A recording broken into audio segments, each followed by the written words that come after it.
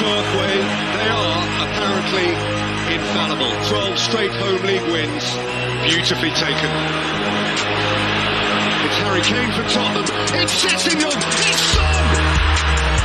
It's Spurs! The title race in a state of insecurity. Luis Diaz, deflection goal! Welcome to the After Extra Time podcast, part of the Edge of the Crowd podcast network. I am Stuart Cohener, and this is the place to be for the big news, the big names, and the big game from the world game. Let me introduce my co-host. He is the editor-in-chief of thesportsbank.net, author of Transatlantic Passage, How the Premier League Redefined Soccer in America, and one of my best buds, Mr. Paul M. Banks. Paul, how you doing this week, mate? Doing great, man. I just got back from the capital of the world and had an amazing experience in New York City. Yeah, tell us all about it, man. Let's go. Well, Thursday, Kristen and I took in Plaza Suite, which is starring real-life married couple Sarah Jessica Parker and Matthew Broderick, and it was phenomenal. It's like 3 mini plays. You know, they play 3 different couples. Well, the middle one, they're not really a couple, but it was kind of funny because it tells the story of people who actually stayed. I mean, who really stayed, but who fictionally stayed in the Plaza Hotel. And in the middle one, Matthew Broderick was totally dressed like Austin Powers, and it was all set in 1968, 1969. So that's pretty cool. On Saturday night, we had dinner with one of my girlfriend's friends who her car. I'm not going to say she was an extra in Saturday Night Fever. Her car was featured in it. So sort of in it. She was sort of in Saturday Night Fever. So that was really cool. I see on the run notes here. Okay, I'm not going to lie to our listeners. I saw on social media also that you managed to take in a New York Yankees game also, mate. Yeah, obviously this is a sports podcast, and we have to talk about the sports component of the trip, which may have been the best because, when you're dating someone who's not into sports and you get them to go to a game finally, and they go to it and they enjoy the game as much as you, if not more, and it was that big of a deal. I was like, yeah, they play Sinatra when they win. Mm-hmm. And we went through just lots of rainouts, bad weather. It was Mother's Day. There was this cool little giveaway for that.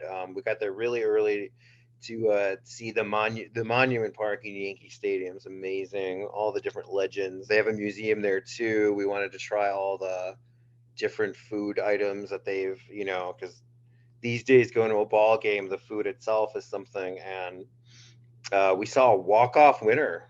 Gleyber Torres went yard in the bottom of the 9th. And you know what? Maybe I had a little too much Pinstripe Pilsner. That is the Yankees have their own beer, actually, which is cool.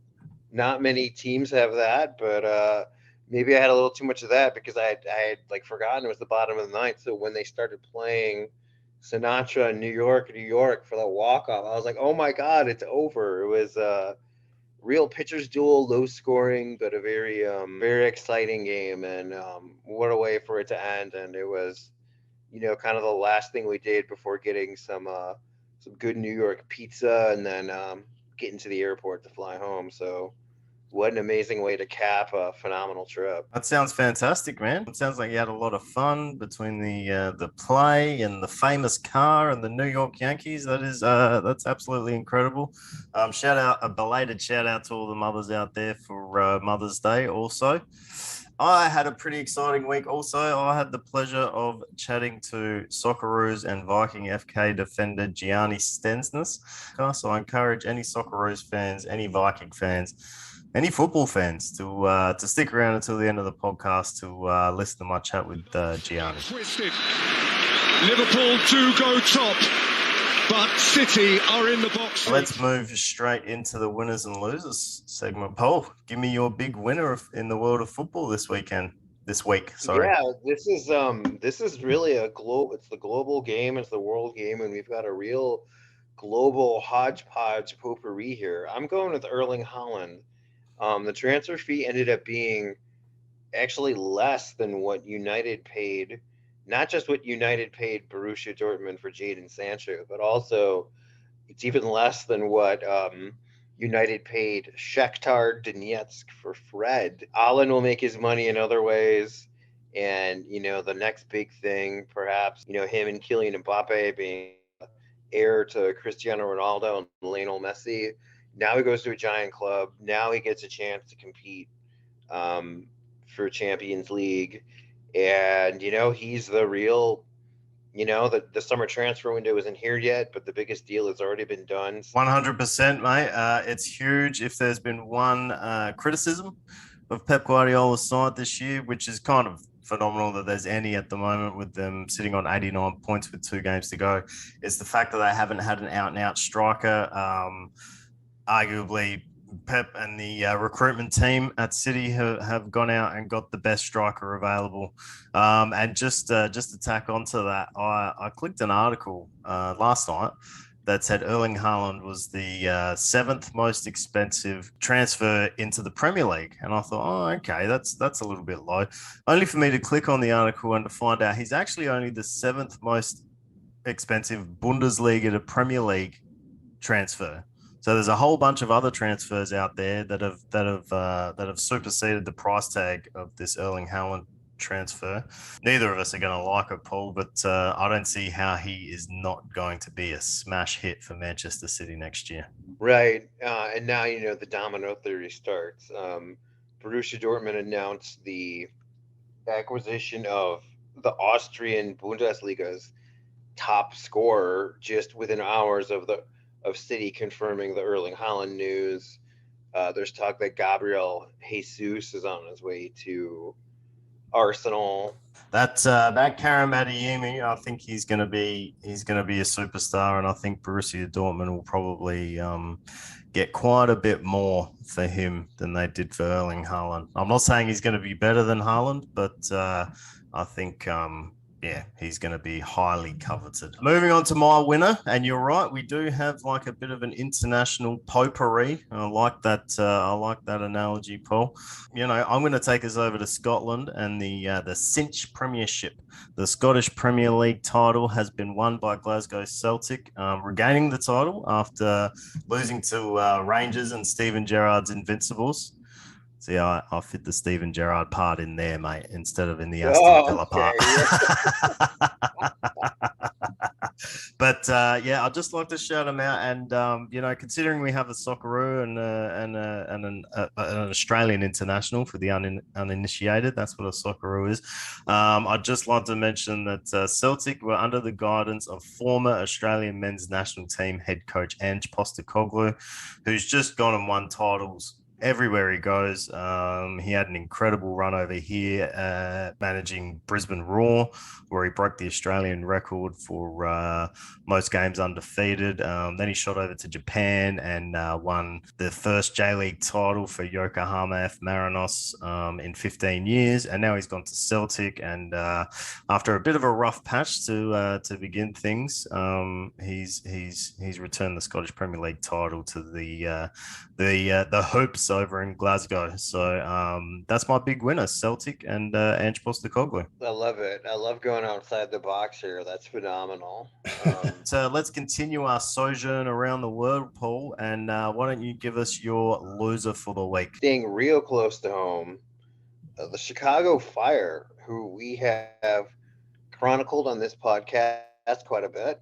And the last time we talked about them, they were off to a hot start, and they were sitting in third in the Eastern Conference and looking pretty good. And now they're already dead last. So, oh my goodness, what's happened?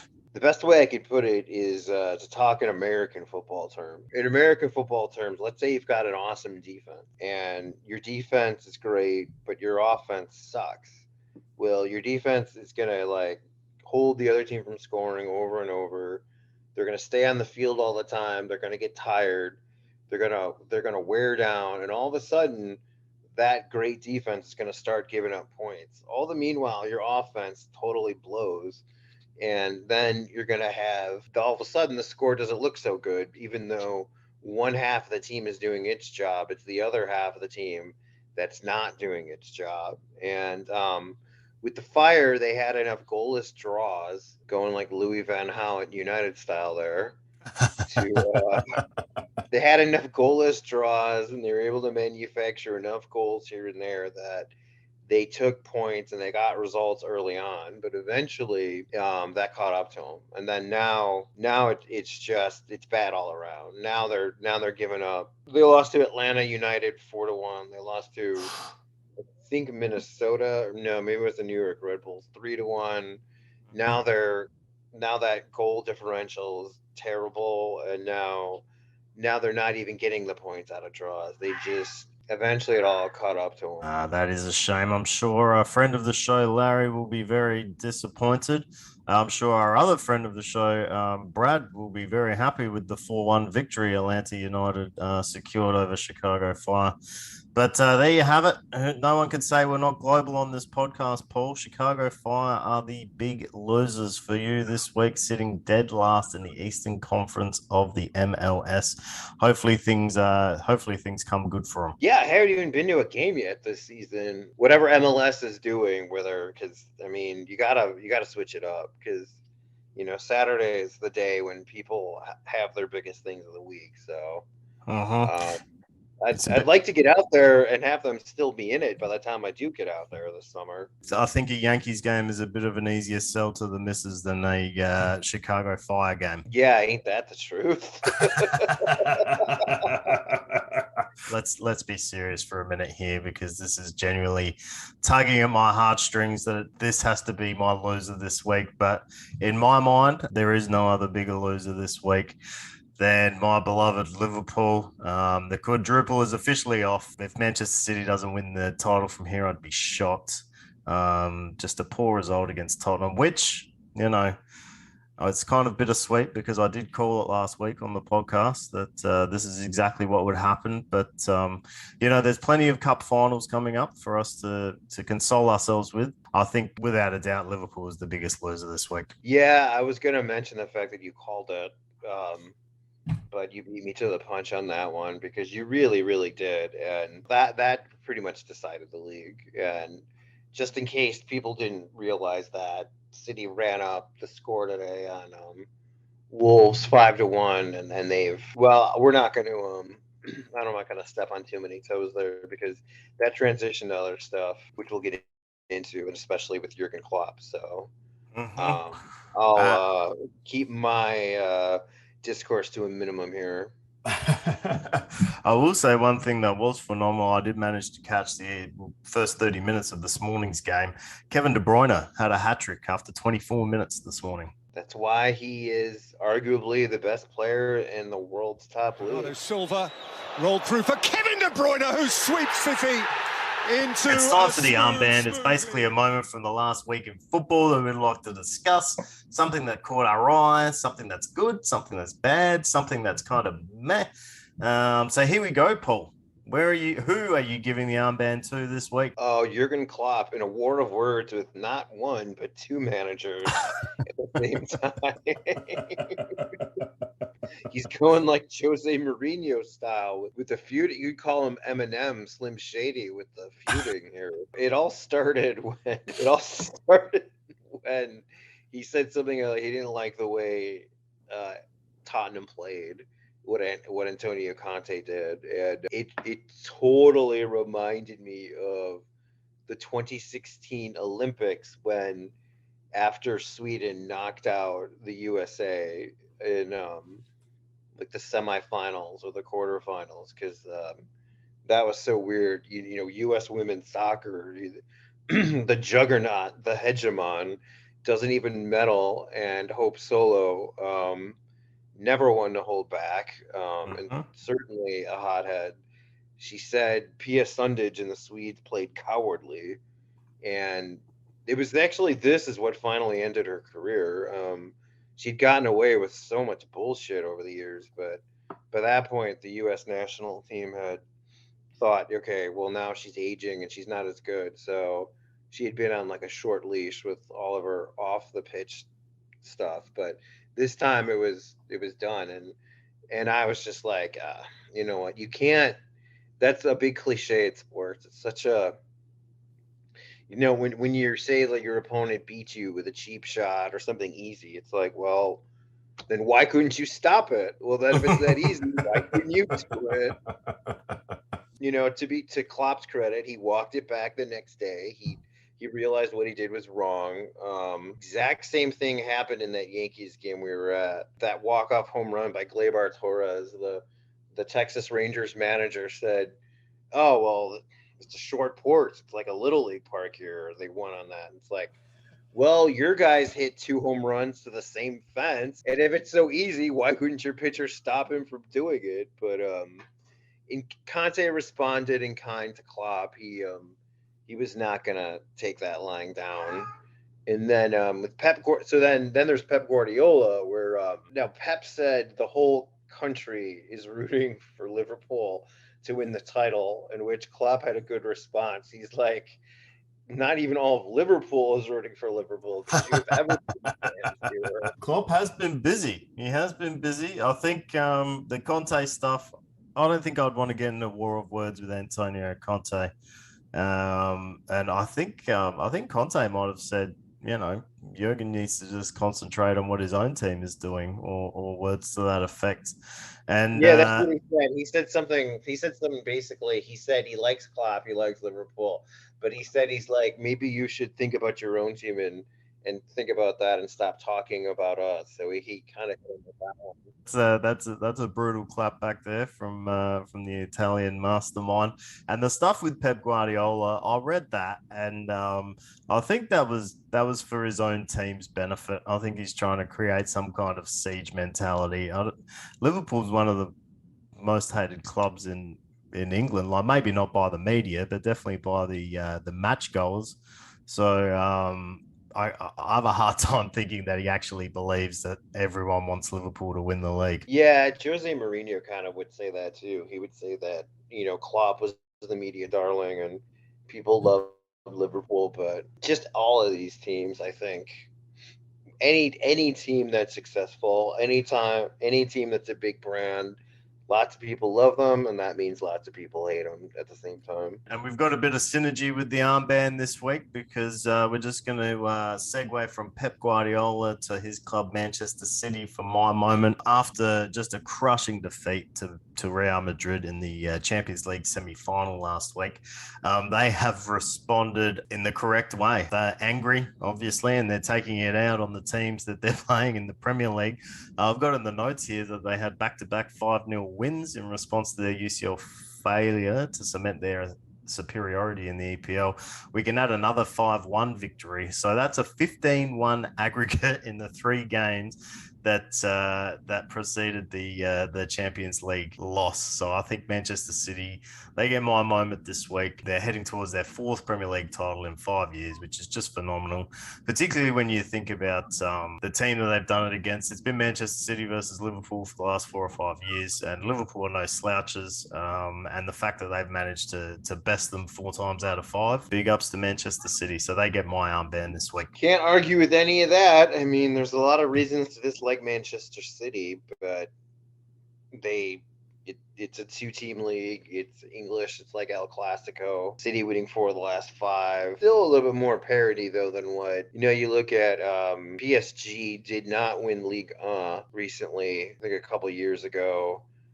Juventus, who dominate Serie A, they're in 4th, and Inter Milan won it last year. At least better than the Bundesliga. I mean, that's like a joke. Bayern Munich, and then a bunch of dudes, and then like a bunch of guys. With you just taking this trip around Europe here, it is kind of crystallizing in my mind. All the big leagues kind of have these sides that, I guess with the exception of Italy this year, but, England, you got City and Liverpool. France, like you said, Paris Saint-Germain. Spain, once again, like you said, Barca and Real Madrid, which even after Barcelona's horrific start to the season and sacking the manager and all the rest of it, just this past weekend, they secured 2nd spot in La Liga. So that's interesting. Germany, I mean, every football fan knows that death taxes and Bayern Munich winning the Bundesliga are certainties. I mean, we could get into the Dutch Eredivisie and we could get into the Austrian Bundesliga. I'm trying to think of like other league we could get into. Like there just seems to be a duopoly at best at a monopoly at worst on the title, no matter where you look in the big leagues at the moment. Yeah, pretty much. I mean, Italy, it's AC Milan have been down forever. I mean, they're such a great historical club. They could win it. I don't know. Like that just makes that Leicester thing in 2016 so amazing. Zinchenko dipped in towards De Bruyne and moved on for Raheem Sterling, and De Bruyne rattles it back in, and City have their advantage. Things are becoming a little clearer now in the Premier League, but that doesn't mean that there's anything left to play for. There are only 9 fixtures this weekend, with Liverpool and Chelsea facing each other in the FA Cup final on Saturday. So that means everything will be on Sunday or in one game on Monday. And we start with Tottenham-Burnley. How do you see this one shaping up? So I think a lot of it will stem from what happens in the North London derby tomorrow morning, but I think Spurs should beat Burnley. I'm going 3-0 to the Spurs. Yeah, that's true. I mean, we're talking about the Premier League title race is settled, and the top 4 could be settled by the time this gets to air. So with that in mind, we'll move on to 2 teams that really don't have anything left to play for now, and Wolves and Norwich. Let's just say 1-1. Works for me. I mean, that's you saw what Wolves look like today and getting destroyed by City, and they're actually the better of the 2 teams. Next, we have a decent match. We've got the champions elect against the Conference League elect. Well, maybe United are off this week, so maybe the Hammers can catch that. Well, no, they're not going to. Come on, who are we kidding? Behind United. So Manchester City have been irresistible, like we talked about in the armband, and West Ham kind of limping to the finish line. I'm going for Manchester City to beat West Ham 5-1. Fair enough. Sounds good with me. Next, we move on to the Moosemen versus the Foxes. I think this is going to be 3 points for Brendan Rodgers' men, no doubt. Yeah, if they can't pick up 3 points against the Moosemen here, I don't know who they can pick up 3 points against. So, I'm with you. I'm going for a Leicester victory. Then we've got Jesse March and Leeds United hosting Brighton. Brighton will be riding high after their victory last weekend. We won't go into that too much, Paul, but I think that'll be enough to propel them to victory against Leeds United here. Thank you for saying we're not going to go into that too much. I don't, United are off this weekend, and that is probably a good thing given what happened last weekend. Good job, guys, to do that while I was away in New York and couldn't have paid attention. Next, we have Steven Gerrard FC hosting the Pride of South London in Crystal Palace. I think that Crystal Palace will probably win that game. Philip Coutinho has been a little bit of a flop. They put up a good fight against Liverpool a couple of days ago, but I think Crystal Palace will probably win. It's kind of who can finish on the first page of the Premier League standings cup, this one, and I think Crystal Palace might get the job done. Yeah, that's exactly what it is. Spot on. Right on target. And I guess really the only real storyline here is Coutinho going to stay full time? Is Barca going to get some money for him here on return? Moving on to 2 teams that are definitely going to end up on the second page of the table. Everton hosts Brentford. So it's at Goodison. So I think that Everton will probably win. They've really turned a corner since I put them in the big losers 2 weeks in a row. They've turned a corner. They're not getting relegated. I think that they'll probably beat the Bees, unfortunately. They responded. You called them out, and they said, "We'll prove you wrong." It's exactly what they did. So good for them. The Blues will stay up. You're a Liverpool man through and through, but it's better when your rival is not a joke. I mean, it just makes things more interesting and fun. Up next, we move on to Newcastle, the Nouveau Riche team that could someday soon become a dominant power against the traditional power that has fallen down in recent years. So interesting changing the guard. They will be hosting Arsenal in Monday Night Football. So I will say that much like the Spurs game that we kicked this preview off with, a lot will ride on the result of the North London derby. If Arsenal win that game, they could basically send out the seconds because they would have secured that last Champions League spot. But I'm going to say that this is going to be live for Arsenal, so they are going to be trying, and I think they'll just pip the Magpies 2-1. Finally, Tuesday night football, which is not a thing I've ever heard of.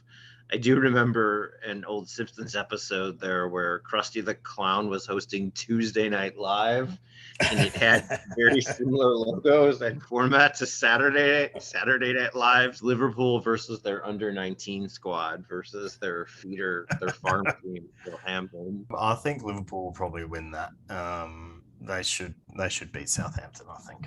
Yeah, I would have to agree with you on that. I think the title race may be over, but there's still pride to play for. De Bruyne. He's kept going. Kevin De Bruyne. Oh, beauty!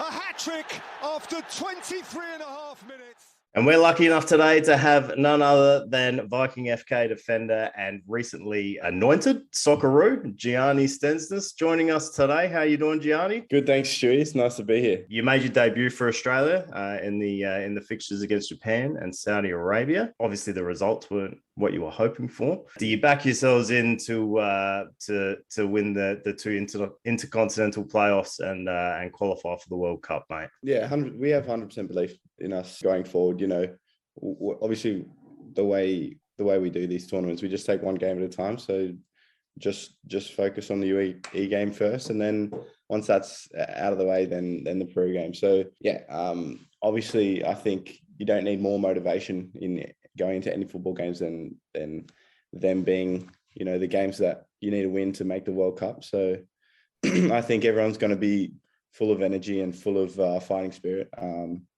for us to push to the World Cup. Just so you know, we're all behind you. We really hope to see Australia participating in Qatar at the end of the calendar year. You're no stranger to the world stage, though. In my research for this, I saw a fantastic goal that you scored for the New Zealand under-20s, was it? Against Norway to take them into the round of 16 at the under-20s World Cup in Poland in 2019. That's right. Yeah, I've just recently of November last year, switched to representing Australia after representing New Zealand for a couple of years. My dad's a Kiwi, so I moved over there playing for Wellington Phoenix and decided to make the switch. And yeah, I went to had some successful tournaments with them, as you say, in the 2019 under 20 World Cup, where I scored that nice goal, probably one of the best in my career. And also the recent Olympics as well. So yeah, I love the big tournaments and getting to play against big names and stuff. Haaland was in that Norwegian team that we beat when I scored that goal. So it's nice to be able to play against some big names. I was going to mention that Erling Haaland was part of that team. He's found himself in the news this week. Once again, no surprises, incredible striker that he is. You said you don't mind scoring nice goals. I actually saw this kind of live. I don't know if I saw the actual match live, but I was definitely following the A-League pretty intently when this happened, and that was your goal for Central Coast Mariners against Western United. Talk us through that one, mate. Yeah, well, that was my first goal in the A-League, and actually my only goal in the A-League. I didn't score last season because I'm a defensive midfielder, so during open play I don't get that much opportunity to score goals. But yeah, it was just a corner that kind of popped up, and then the bicycle kick was imminent. So yeah, it was nice to score a goal like that as my first goal. It just came naturally. What a bloody first goal to score, mate. That's incredible. You know, you've played as a defensive midfielder, like you said. You also played at centre back a little bit in your career. Where do you see your natural position? Well, right now, my natural position is centre back. I think I've comfortably, transitioned there, and I've played probably a bit over 20 games here now. And I played centre back at the Olympics as well for New Zealand. So, I'm still versatile in that sense. And for the Socceroos, for the first game I played centre mid, second game I played centre back. But I think probably right now my natural position centre back. And you've had one hell of a start to the season. The club, Viking, this year, 5 games, top of the table, 4-3 victory at the weekend. Things are going well. Yeah, they're going very well. I think we've played 6 now. Yeah, 5 wins out of 6. It is 6. I apologise. And, Yep. yeah, and yeah, it was quite a crazy win against one of the top teams in the league, who have just won the Norwegian Cup, which is a big deal over here. So yeah, a quality team in Molde, but we were able to come back from 3-0 down before half time. So, and you came off half time, right? Obviously, was that tactical, or have you got a bit of an injury going on, mate? No, that was tactical. I had a yellow card, and they wanted to transition to a back 4, so we had 3 centre backs on, so they decided to take me off. You always want to play, and I think one of the things that makes me what I am today is my competitiveness, and what's pulled me up the ranks is wanting to play and wanting to be the best. And yeah, of course, not happy to be taken off, but you can sometimes understand the coaches and what they're doing. And of course, at the end of the game, when you come back from 3-0 down to win 4-3, there's nothing else that you feel in that's not happiness, So yeah, it's just only a great feeling at the end of the game. Now you've had a pretty good run since you moved to Norway. I was just double checking on FB Ref and Transfer Market and stuff just to make sure I had all my facts straight here.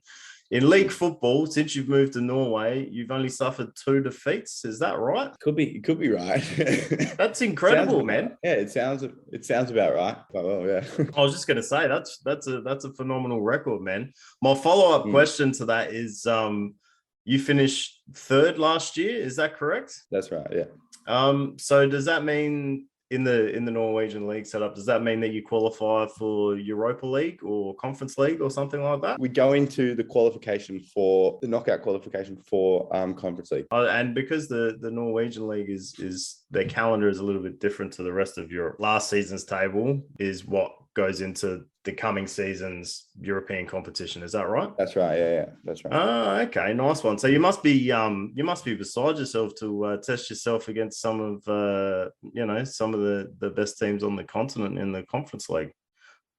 Yeah, it's great. It's going to be great to be able to do that, and I think everyone's looking forward to it. And I think that's what every footballer wants to do: test themselves against some other top teams in Europe and see how far you can go. Bodø Glimt, and the only Norwegian team that was in the Conference League this year. They knocked out Celtic. They beat Roma 7-1 in the group stage. They did really well. So it'll be nice to be able to test ourselves like Bodø got the chance to do.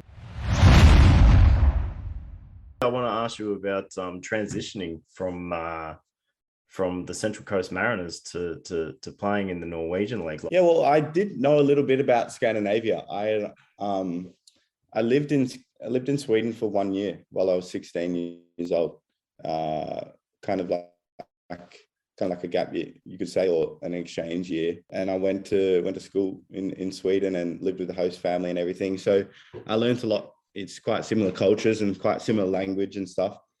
So I did know quite a lot about Scandinavia. And, one thing is it's colder. One thing is it's colder. And, darker in the winter. It's pretty nice in the summer.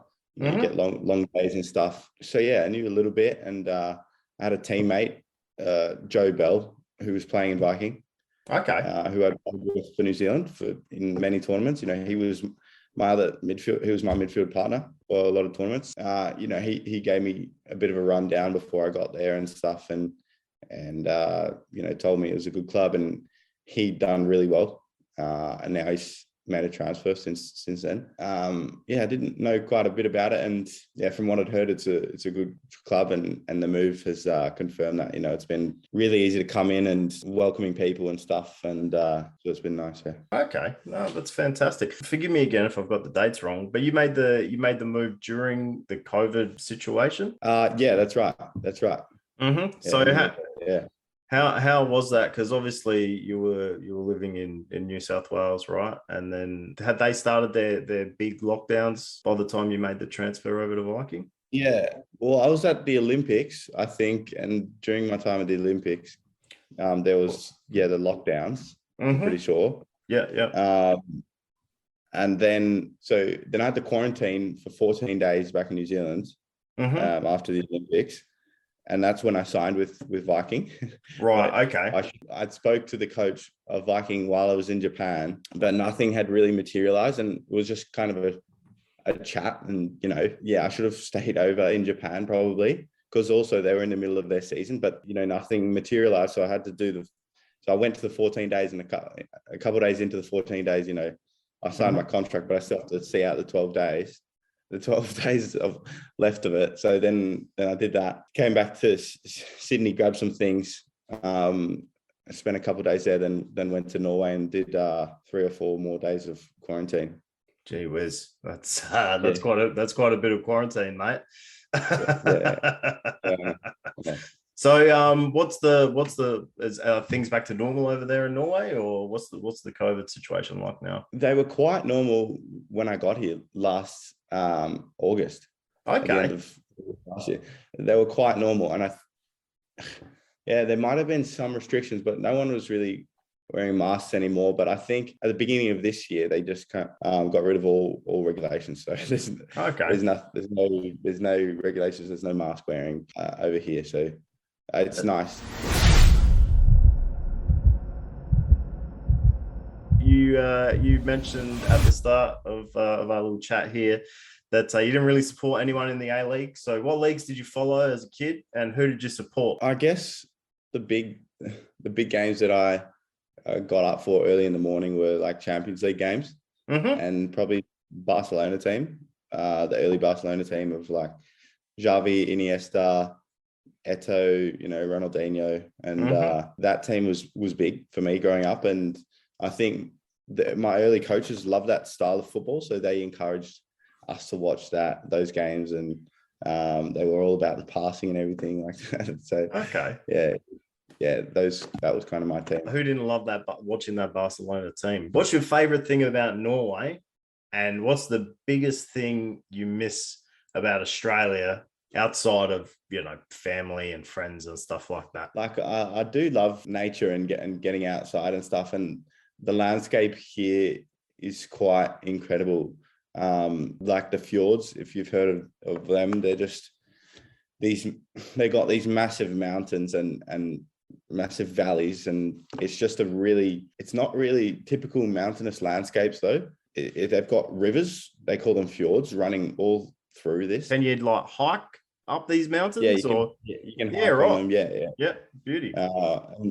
And one of the places near us is called Pulpit Rock, which is quite it's quite incredible. It's like you do this hike, and then there's this rock shelf that you can just sit on, and there's no rail, but then like you can walk all the way up to the edge and poke your head over the edge, and then it's just a sheer 400-meter drop. Oh wow. yeah. So there's some incredible places, and I think fjords are quite unique to Norway, so that's quite a cool thing about Norway. And you get long days, so it's nice if you're enjoying and socializing and stuff, but I guess it's not as nice if you're trying to go to bed. It means that I don't really get tired until a bit later, and I don't get as much sleep, I think. And what about Australia? Is it Vegemite or is it something like that, or what is it about Australia outside of the family friends situation? Yeah. Because that's a given. Well, I guess